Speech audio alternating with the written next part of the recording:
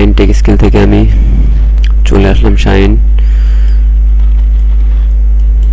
তো অনেকদিন পরে চলে আসছি, তো আসলে অনেকদিন দীর্ঘদিন যাবৎ ভিডিও দেওয়া হয় নাই।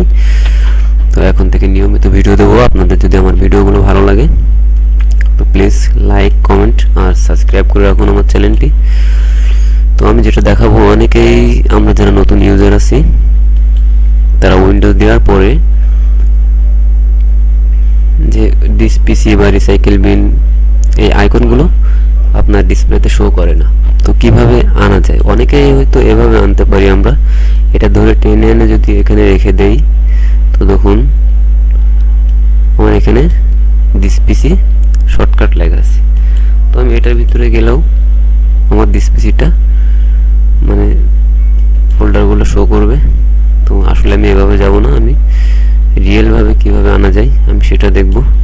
তো এটা আমি ডিলিট করলাম।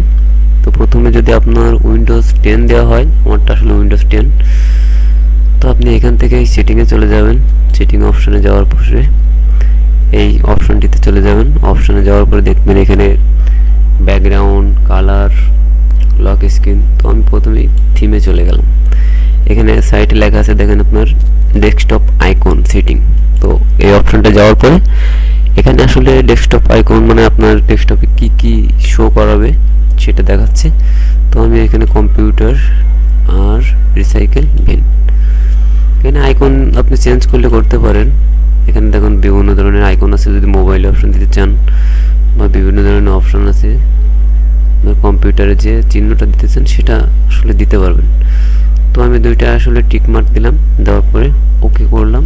করার পরে আমি আসলে এখান থেকে কেটে দিচ্ছি প্রথমেই। এবার দেখুন আমার এখানে কোনো শর্টকাট লেখা নেই, রিসাইকেল বিন দুইটাই চলে আসছে। তো আপনারা চাইলেই এভাবে নিতে পারেন খুব সহজেই। আর আমার ভিডিওগুলো যদি ভালো লাগে তাহলে প্লিজ লাইক, কমেন্ট আর শেয়ার করবেন। আর যদি ভালো লাগে তাহলে সাবস্ক্রাইব করে রাখবেন। পরবর্তী ভিডিও দেখার জন্য আমন্ত্রণ থাকলো। Thank you.